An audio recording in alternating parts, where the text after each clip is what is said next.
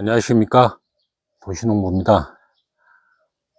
오늘 이 시간에는 저의 그 구독자님께서 제초제에 관한 문의를 해주셔서 어떤 제초제를 사용하고 계시냐는 이렇게 전화를 주셔서 제가 짧게나마 제가 사용하는 제초제를 설명을 해드리겠습니다. 저는 그 삭쓰리와 근사미 이 두 종류를 사용을 하는데요. 다들 아시지만 한해 농사는 잡초와의 전쟁입니다. 잡초와의 전쟁이고, 잡초 제거에 힘이 들고 일손이 많이 들어가죠. 그래서 이 제초제는 어떻게 보면은 농사를 짓는 사람들한테는 타고난 일꾼이라고 할 수가 있을 것 같습니다. 그런데 이제 이 제초제를 풀을 죽이느냐, 어느 정도 효능이 있느냐 하는 부분들은, 제가 지금 저희 가온을 땅을 이렇게 지금 삽으로 팠는데요.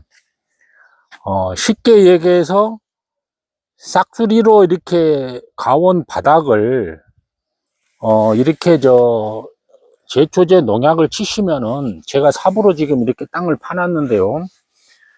이 표면이 이렇게 돼 있습니다. 이게 지금 이렇게 덮어버리면 이렇게 별로 표가 안 나오고 이런 식으로 돼 있는데, 실질적으로 이 풀이 이렇게 한겹을 걷어내는 이런 식으로 지금 풀이 자생을 하고 있거든요.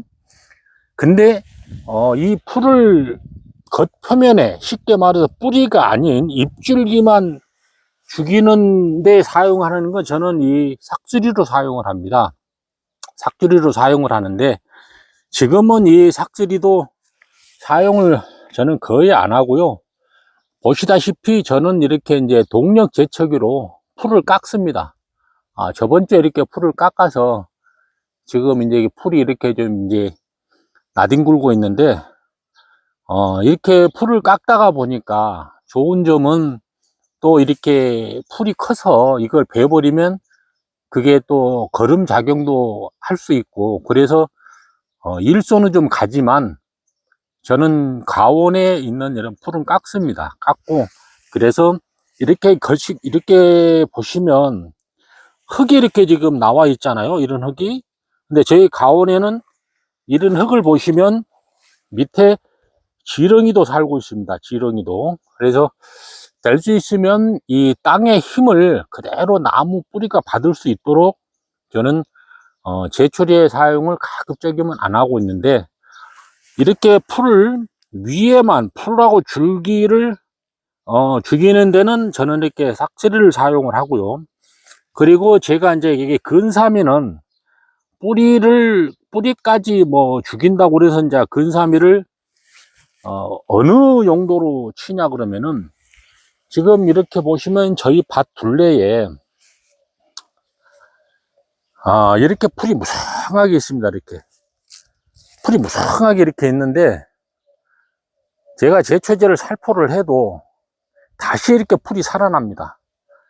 이렇게 풀이 살아나서 참 풀과의 전쟁을 매년 이렇게 하고 있는데, 근사미는 제가 알고 있기로는 이런 풀줄기와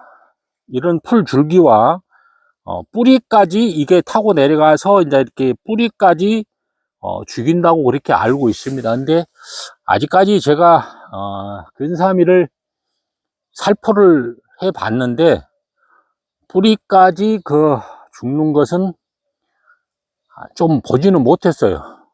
그리고 이렇게 근사미하고 삭스리하고 두 개를 비교를 해보면, 위에 풀이라도 땅속에 위에 풀이라도 죽는 속도는 삭스리가 좀 빨리 사그라듭니다. 근데 근사미는 좀 오래 지속적으로 이렇게 사그라드는데, 차이점이냐 그런 것 같고요. 그리고 저는 가급적이면 나무 뿌리 주변에 이런 쪽으로는 제초제를 아예 사용을 하지 않습니다.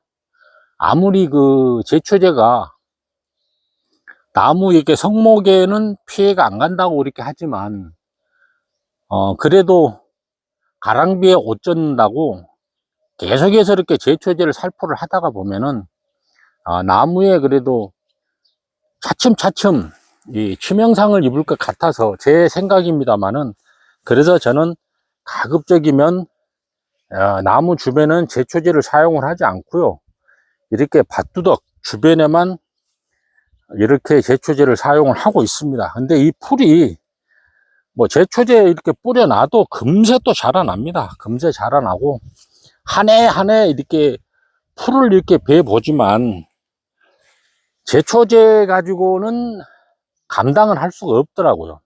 그래서 이제 동력 제초기로 풀을 1년에 한 서너 번 베고요. 진짜 저번 주에 뱄으니까 5월 달은 이제 이 상태로 지나가겠지만 6월 달, 7월 달 장마 전에 풀을 또 한 번 베야 되겠죠. 근데 가급적이면은 제초제를 저는 사용을 안 하려고 하고 있는데, 농가에 일손도 부족하고 요즘엔 다들 또 고령화 시대로 가다 보니까 이 사과 농사를 지으신 분들이 연세들이 좀 있으신 분들이 많으세요.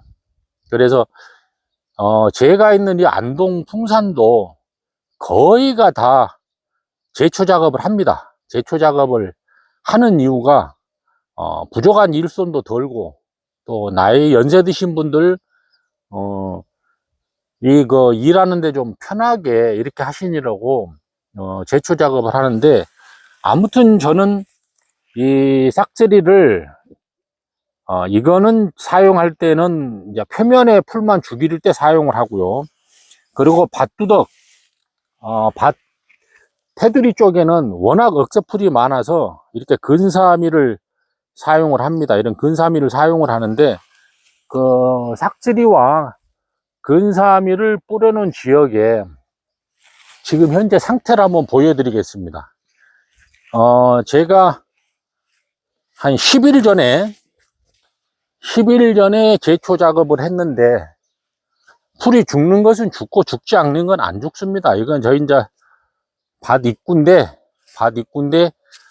새떼기 같은 건 아예 풀이 죽질 않더라고요. 이렇게 새떼기 같은 풀이 죽지 않고, 제초 작업을 해도 죽는 풀이 있고 죽지 않는 풀이 있고 그러는데, 지금 이렇게 보시면 아직도 이게 사그라들고 있죠, 풀들이. 근데 이게 정확하게 이게 쑥도 이렇게 사그라들고 있는데, 저희가 이제 저희 밭 입구입니다. 이게는 입구인데 이쪽으로는 사람들이 이제 많이 다니고, 그래서 이쪽으로는 풀이 많이 죽었어요. 많이 죽었는데, 제초 작업을 이쪽 표면은 안 할 수가 없죠. 테두리 쪽으로는 풀이 워낙 억새풀이 많이 자라기 때문에 저희들은 제초 작업을, 저는 밭 테두리는 합니다. 그래서 입구에 이렇게 쭉 들어가 보시면 저희 가온인데, 이제 이쪽으로는 밭 해면에 여기는 이제 풀을 제가 베놓은 상황이고요.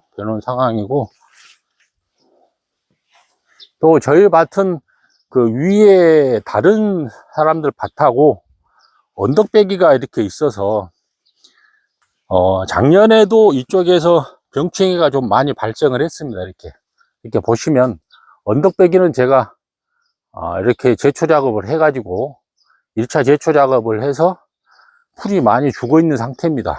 죽어 있는 상태고, 이쪽 비가 오면 물고랑도 이쪽에 있기 때문에 곰팡이가 이렇게 많이 핍니다. 그래서 응애라는 그런 병충해도 많이 오고요. 그래서 이런 쪽에는 저는 제초 작업을 하고, 보시다시피 가온이 가운데 쪽으로는 풀을 이렇게 베고 있습니다. 풀을 베고 있어서 지금은 이제 깨끗한 편인데, 아무튼 그 제초 작업은 조심해서 하시는 게 좋고요. 꼭 제초를 취해야 된다고 생각을 하시면, 싹쓸이 같은 경우는 저거 20리터 이제 한 통에, 저 같은 경우는 3분의 1 정도, 그러니까 뭐 몇 리터 이렇게 말씀을 다들 하시는데, 몇 리터 정확한 수치를 계산해 가지고 제초제를 뿌린다는 거는 좀 어려운 현실이라서, 저는 삭제리 같은 경우는 3분의 1을 20리터 한 통으로 이렇게 희석을 해서 사용을 하고요.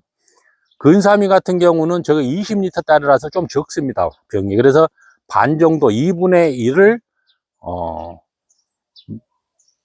분무기 한 통에 넣어 가지고 희석을 해서 뿌리고 있습니다. 뿌리고 있고 해서